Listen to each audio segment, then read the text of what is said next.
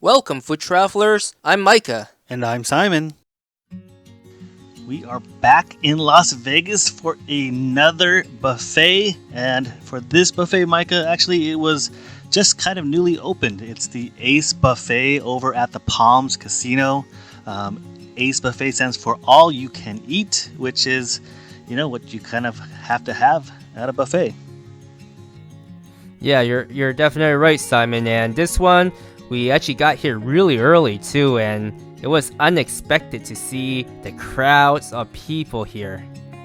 Yeah, I was completely shocked. This kind of threw me for a loop because it's not so much the line itself, but just the length of the line and how long we actually ended up waiting before we finally got into the buffet.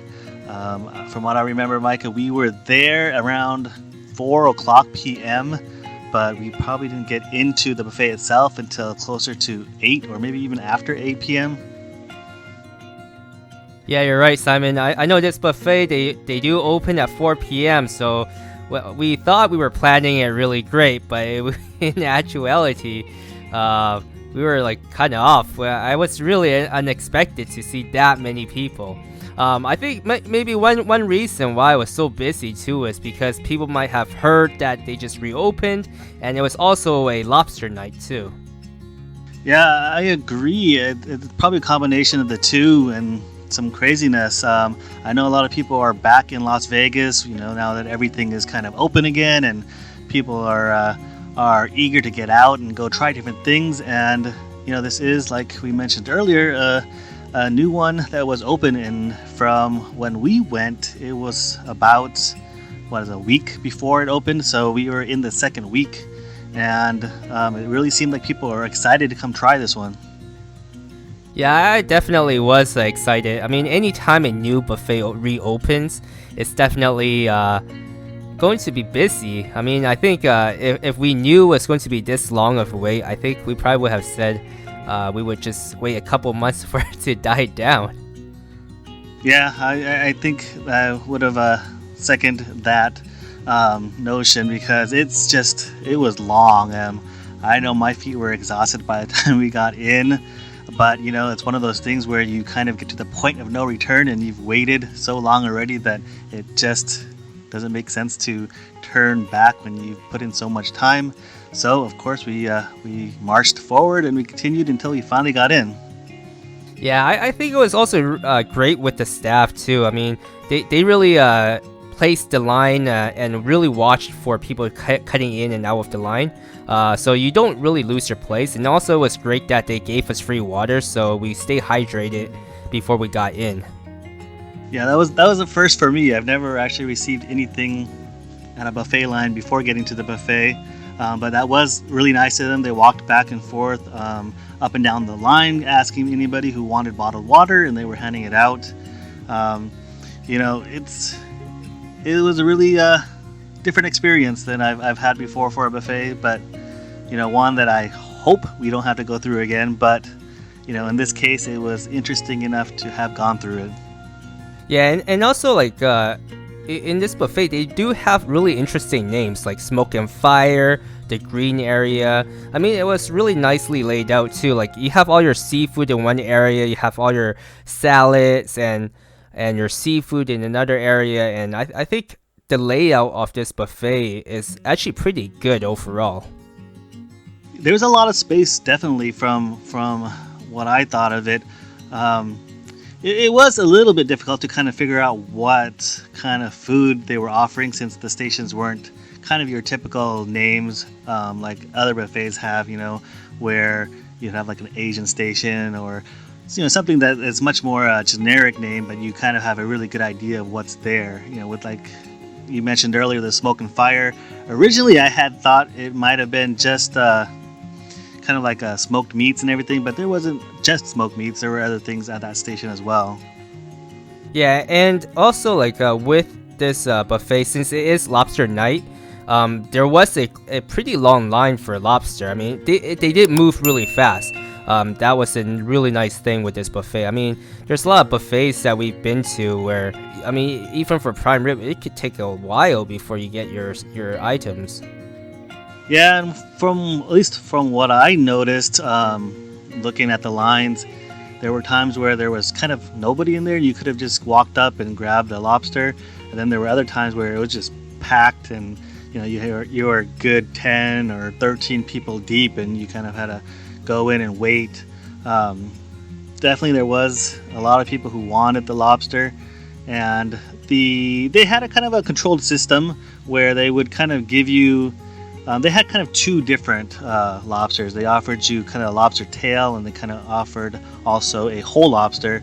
But you could only get one of each if you wanted two. But so you kind of had to loop around and do another loop in the line if you wanted to get two things on a plate. But we were close to the lobster station, so it wasn't too much of a hassle to walk back and chow down on the lobster and enjoy it, and then run back up and stay in line and get another one.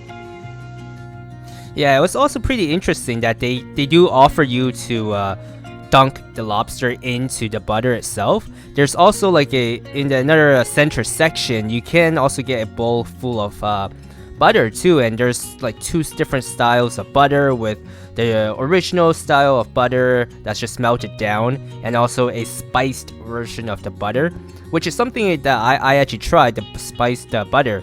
I thought it might be maybe like on the spicy side or something, but it was actually not. It was just like a normal butter, but with a little bit of like some ingredients. I'm not really sure what it was, but it just didn't taste too spiced to me. I didn't have that, so it wasn't something I can comment on. Something I do want everybody to note is that there is a technically a 2-hour limit.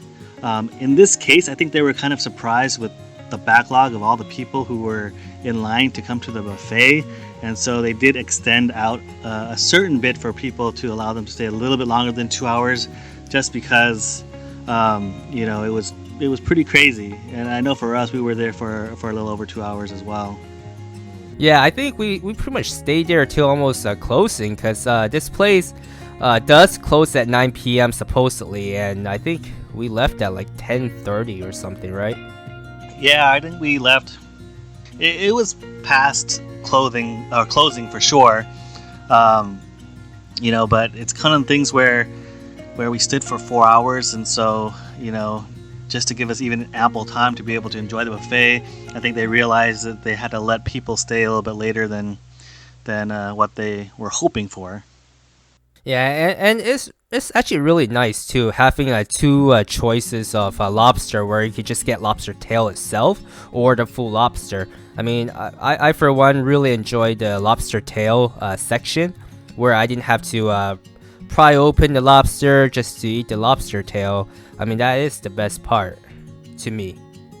Yeah, it was nice. You kind of get the two different ways. I actually preferred having the lobster tail already. I thought that tasted the best. It had the best texture. It wasn't overcooked or anything, so I had quite a few of those. The whole lobster itself, it was kind of a hit and miss too. I think at sometimes, depending on the size of the lobster, you kind of run into that situation where a smaller lobster that is being cooked with some of the bigger ones, they kind of sit in there a little longer, so they get a little bit more chewy or rubbery, you can say. And then you'll find some where it just fits perfectly right, and it's nice and tender and cooked very well. And also that prime rib, I thought it was really, really good. I think they definitely seasoned it well, and even like the crust of the prime rib had a good flavor to it as well. Yeah, they definitely had some other interesting dishes too. I had this grilled watermelon as well, and that is a first for me. I actually never had that before, and in this case, it actually tasted like a piece of meat. And I've heard people kind of substitute watermelon for like a tuna, a piece of tuna or something like that, and I can kind of see how people kind of get that comparison going, because it really did taste like a piece of meat. They salted it really nicely, and there was some spices in there that actually kind of changed the way the watermelon was, so it has this sweet, savory, salty texture, flavor to it. And so it's definitely something where now I kind of understand for some vegan people who enjoy eating certain replacement foods for meat, how it can actually go. Yeah, another thing to note here is I think it might be one of the first times around, at least in Las Vegas, seeing a actual hot station that makes pasta. But I definitely didn't try that because I did not want to load up on carbs. But it was actually nice to see that they had that station. And I thought something that was kind of interesting was kind of towards the end of the night. I don't know, we had talked about this, Micah, where the guy who was giving out the lobsters, he was kind of worried that all the lobsters were going to be gone and they didn't have enough because there were so many people coming back and grabbing more and more lobster. It was kind of this non-stop train of people coming in and grabbing the lobsters and eating. I was kind of watching that table across from us, and I think they had to have something like 20 or 30 lobsters because they just kept going back over and over and grabbing more and eating it up. And the guy definitely who was sitting next to us eating that lobster, he really enjoyed it. And it looked like he really knew how to eat lobster well because he not only ate the claws and the tail, he also went after the lobster butter, which, if you don't know what it is, it's the kind of quote unquote the sauce that's in the head, and that for a lot of people has lots of good flavor. And so he definitely knew how to eat a lobster, and it was enjoyable watching him enjoy his food.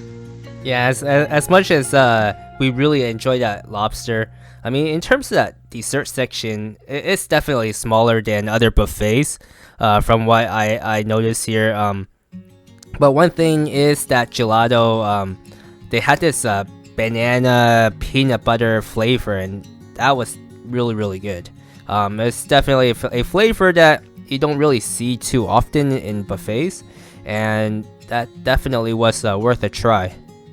For me, one of the things I kind of really enjoyed was I actually got the gelato as well, and I had banana and I had a Nutella gelato, and they were actually two separate flavors, and I actually put both together, and that was really good because you had the pieces of banana and the gelato and the banana flavor, and then you also had the Nutella, and those combination, a lot of people already love that combination, and it just was also really great as a gelato. Yeah, so even with all that lobster and all that food that we had, there's always space for dessert. What other things that you got in dessert section, Simon?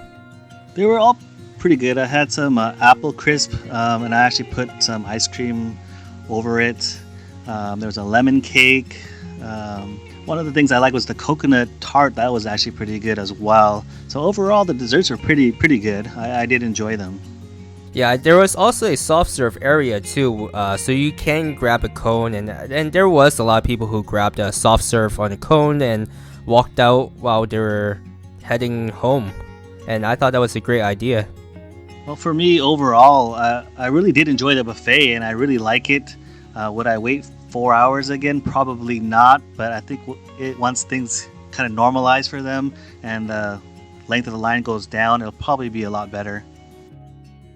And to wrap up the episode are our notables, and unfortunately for this episode we did not have any notables. If you've enjoyed the content you've seen, don't forget to support the channel and hit like and subscribe.